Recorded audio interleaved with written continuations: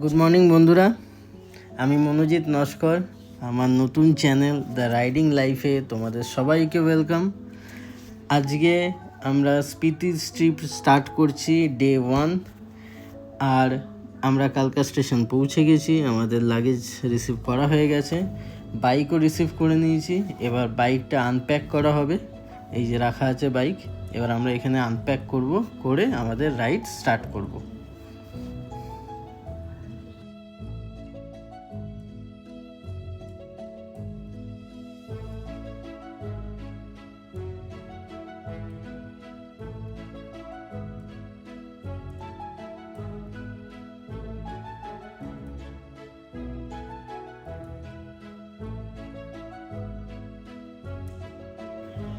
চলো বন্ধুরা, আমরা রেডি হয়ে গেছি, বাইকে লাগেজ লোড করা হয়ে গেছে, আমরা গিয়ার আপ হয়ে গেছি, নাও রেডি টু গো।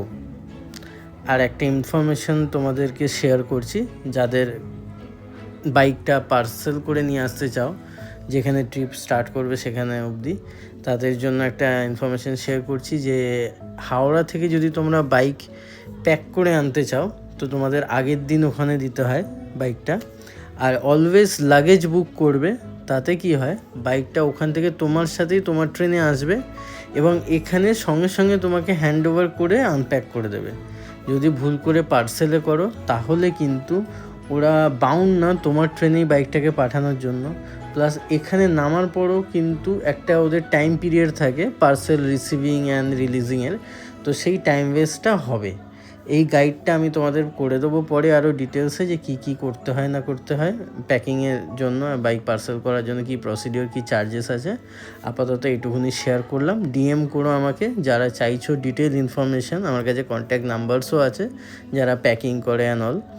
সো আমরা পৌঁছে গেছি পেট্রোল পাম্প, রাস্তার ওপারটাই, জাস্ট এইটুকুনি আসতে হয়, খুব কাছে এখানে পেট্রোল পাম্পটা। আমাদের বাইক ফিল আপ হয়ে গেছে, এবার আমরা স্টার্ট দিলাম আমাদের ফার্স্ট ডেস্টিনেশনের দিকে, যেখানে আজকে আমরা নাইট স্টে করব। এইটা একদম শহরের মধ্যে, একটু কনজাস্টেড এরিয়া। এই রাস্তাটাই হাইওয়েতে গিয়ে কানেক্ট হচ্ছে। স্টেশন এরিয়া হলে যা হয় একটু কনজাস্টেড হয়, বাট আমরা এইটা ধরে এবার যেতে থাকবো। রাস্তায় বিভিন্ন জিনিস দেখানোর আছে, অনেক ভালো ভালো সুন্দর দৃশ্য আমরা দেখতে পাবো, সেগুলো তোমাদের সাথে শেয়ার করব, দেখতে থাকো। বেশ সুন্দর রাস্তা, দেখো কি সুন্দর, হালকা ক্লাউডি, এখনও সূর্যটা ঠিক করে ওঠেনি। তো আমরা এবার স্টার্ট দিলাম এখান থেকে। রাস্তাটা একটু খারাপ, দেখে শুনে যেতে হবে যতক্ষণ না মেন হাইওয়েতে উঠছি। চলো দেখা যাক আমরা রাস্তায় কি কি বিউটি এক্সপ্লোর করতে পারি।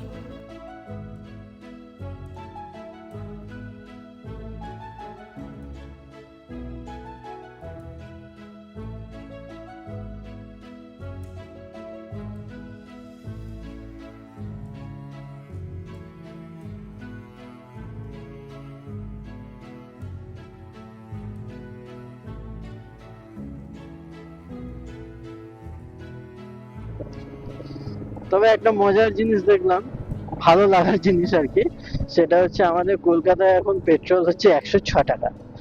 আর এখানে কালকা স্টেশনের ওখানে যেখান থেকে পেট্রোল ফিলিং করলাম, ওখানে তোমার 96। তো মানে লিটারে 10 টাকা কম এখানে পেট্রোলের দাম। জানি না পাহাড়ের উপরে গিয়ে কি কত কি রেট আছে বা কিছু, বাট নিচে দেখলাম 10 টাকা লিটারে কম। আর বেশ এখন অনেকটাই পাহাড়ে উঠে গেছি, দেখতেই পাচ্ছ। আর ওয়েদার ঠান্ডা হয়ে গেছে, আর গরম লাগার ব্যাপার নেই, মোটামুটি বুঝতেই পারছি। ঠান্ডা হাওয়া দিচ্ছে, রোদ খুব একটা নেই আজকে এখন এই মুহূর্তে, মেঘলা ওয়েদার, বেশ সবুজ হয়ে আছে গাছগুলো। আর এই রাস্তাটা খুব সুন্দর, বেশ চওড়া আছে, আর ডিভাইডার আছে বলে সুবিধা।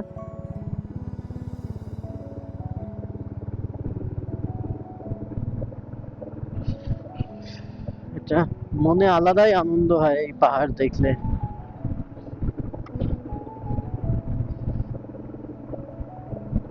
সোলাং 32।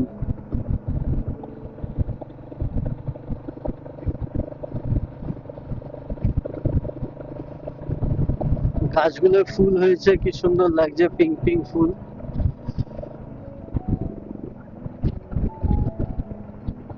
কাজ চলছে রাস্তার এখনো, আগামী দিনে আরো ভালো হয়ে যাবে।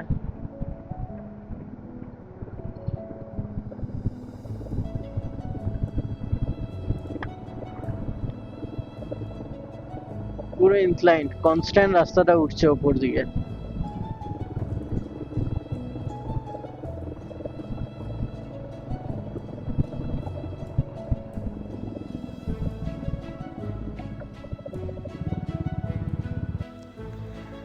বন্ধুরা, পাহাড়ি বৃষ্টি স্টার্ট হয়ে গেছে।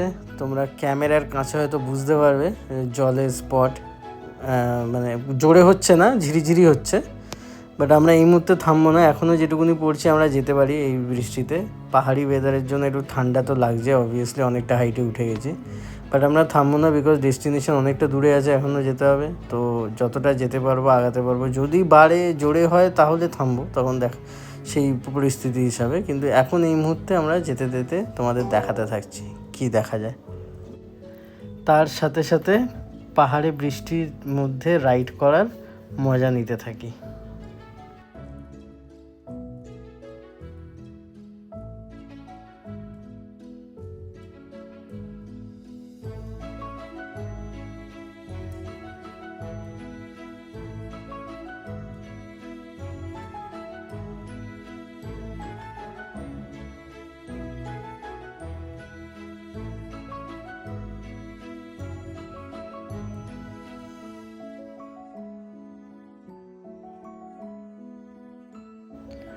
ওয়েদার এখনও মেঘলা, বাট বৃষ্টিটা আগের তুলনায় একটু কমেছে।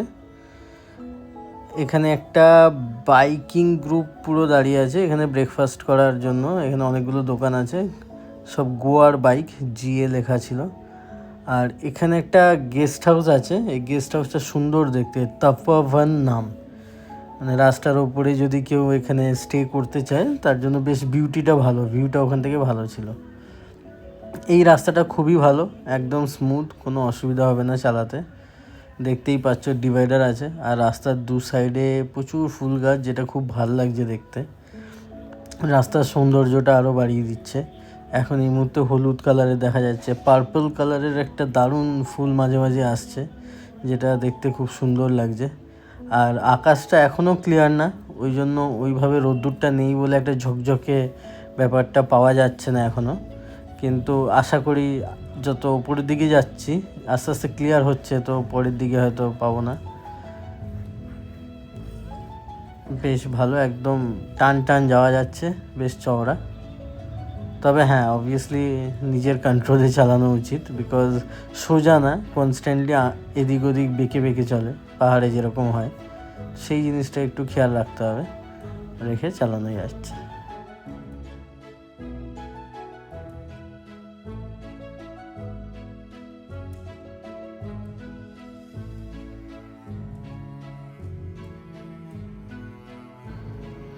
বন্ধুরা, এখানকার পাহাড়ে একটা নতুন টেকনিক দেখলাম, ল্যান্ডস্লাইডিং যেখানে যেখানে হয় ওটাকে আটকানোর জন্য এই নেটটা পাহাড়ে লাগিয়ে দিচ্ছে কিছু দিয়ে, যাতে এই জায়গা থেকে ল্যান্ডস্লাইডিংগুলোকে আটকানো যায়। এবং এটা এখানে এই অঞ্চলে বহু জায়গাতেই এই কাজটা চলছে।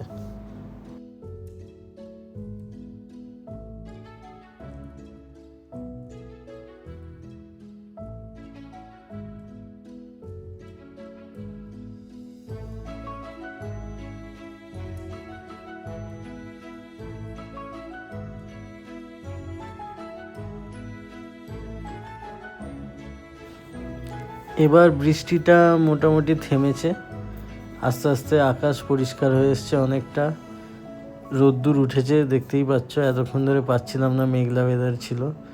আর রোদ্দুর ওঠাতে রাস্তার সৌন্দর্যটা আরও ভাল লাগছে। যা হয় পাহাড়ে ব্লু স্কাই দেখলেই তো একটা অন্যরকম ফিল হয়। আর রাস্তাটাও একদম, মানে এই দিকটা খুব ভালো, খুব ভালো, মানে একটা গর্ত অবধি পাবে না। যত উপর দিকে যাচ্ছি তত রাস্তাটা যেন বেশি ভালো দেখতে পাচ্ছি। এখানটাতে ডিভাইডার আর নেই, তো একটু দেখে চালাতে হবে। বাট বেশ চওড়া, খুব একটা গাড়ির ডিস্টারবেন্স পাচ্ছি না এখনও অবধি। তো বেশ ভালো লাগছে, দেখো কি সুন্দর লাগছে দৃশ্যটা।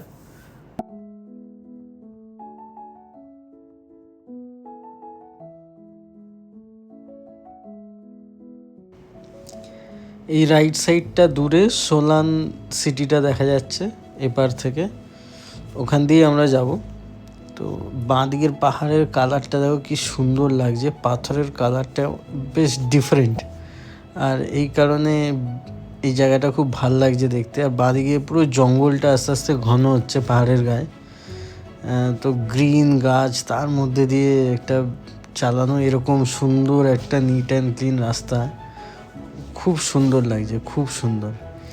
এই বিউটিটা দেখার জন্য কতদিন ওয়েট করে থাকি যে কবে গিয়ে পাহাড়ে বাইকটা চালাবো। তো তোমাদেরকেও বলবো, যারা তোমরা বাইক চালাতে ভালোবাসো তাদেরকে আমি বলবো এই ফিলিংসটা এক্সপিরিয়েন্স করার জন্য একবার অ্যাটলিস্ট এই অ্যাডভেঞ্চারটা ট্রাই করো লাইফে। একটা আলাদাই অনুভূতি, অসাধারণ লাগবে। আমরা এখন এসে গেছি সোলান, এটা হচ্ছে সোলান বাস স্ট্যান্ড, সিটির মেন বাস স্ট্যান্ড এটা। এখান থেকে সব জায়গার বাসগুলো ছাড়ে। এই জায়গাটা একটা বড় সিটির মতন, দেখেই বুঝতে পারছো, প্রচুর দোকান, গাড়ি, সব কিছু অ্যাভেলেবেল আছে। দিয়ে এই রাস্তাটা এবার আমরা এই সিটিটা ক্রস করছি, করে বেরিয়ে যাব। এই জায়গাটা একটু তো কনজাস্টেড আছেই, ধীরে সুস্থে চালাতে হবে। অনেকগুলো মাঝখানে সিগন্যাল ট্রাফিকও আছে, স্কুল পড়ে একটা রাস্তায়ও। এইবার আমরা আস্তে আস্তে সিটিটা ছাড়ছি, ছেড়ে বেরিয়ে যাচ্ছি।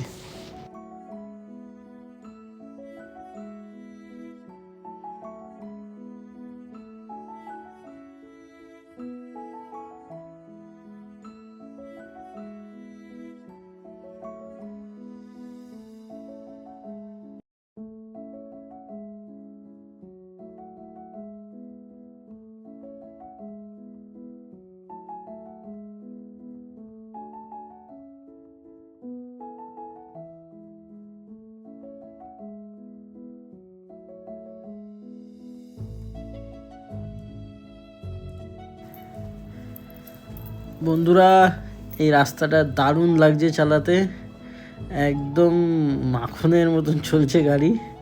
আর দূরে একটা চার্চের মতন কিছু দেখা যাচ্ছে। ও আচ্ছা, কাছে আসাতে বোঝা যাচ্ছে এটা চার্চ না, এটা অ্যাকচুয়ালি একটা শপিং মল। প্রচুর দোকান রয়েছে এখানে। বিল্ডিংটা দেখো, পুরো একটা ভিনটেজ ঘড়িও রয়েছে, আর অন্যরকম দেখতে। আমরা মল বুঝতে যেরকম বুঝি, এই বিল্ডিংটা ওরকম না, এটা পুরনো ইংরেজ আমলের বাড়ির মতন, বাট ওর মধ্যে রয়েছে মলটা। আর খুব ভালো দেখতে, বেশ সুন্দর, অন্যরকম।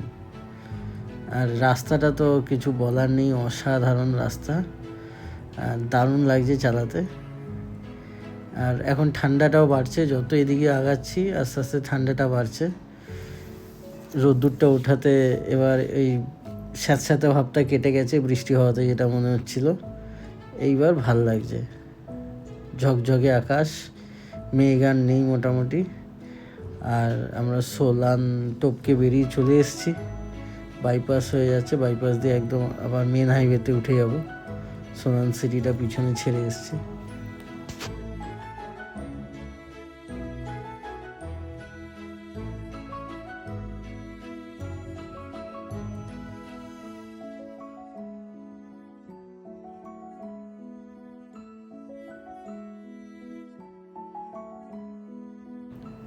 এইবার সোলান বাইপাসটা এন্ড হবে, হয়ে আমরা কানেক্ট হয়ে যাচ্ছি মেন হাইওয়ের সাথে। রাস্তাও চওড়া, ডিভাইডার পেয়ে গেছি। আর খুব খিদে পেয়ে গেছে, অনেকক্ষণ রাইড করছি, তো সামনে যেখানে জায়গা পাবো সেখানে ব্রেকফাস্ট করব। আশা করি এরপরে একটা জায়গা কিছু পেয়েই যাব, দেখা যাক। এইবার এই দেখতে দেখতে পেয়ে গেছি জায়গাটা। একটা রেস্টুরেন্ট রয়েছে বাঁদিকে রাস্তার থেকে নেমে, এবং বেশ কয়েকটা বাইক দাঁড়িয়ে আছে, গাড়িও রয়েছে, তো অবভিয়াসলি ভালোই হবে বলে মনে হচ্ছে। রেস্টুরেন্টের নাম হচ্ছে দ্য পাঞ্জাবি ধাবা। তো চলো এখানে ব্রেকফাস্টটা সেরে নিই, তারপরে আবার তোমাদের সাথে কানেক্ট করছি নেক্সট ব্লগে। স্টে টিউনড, ততক্ষণের জন্য টাটা।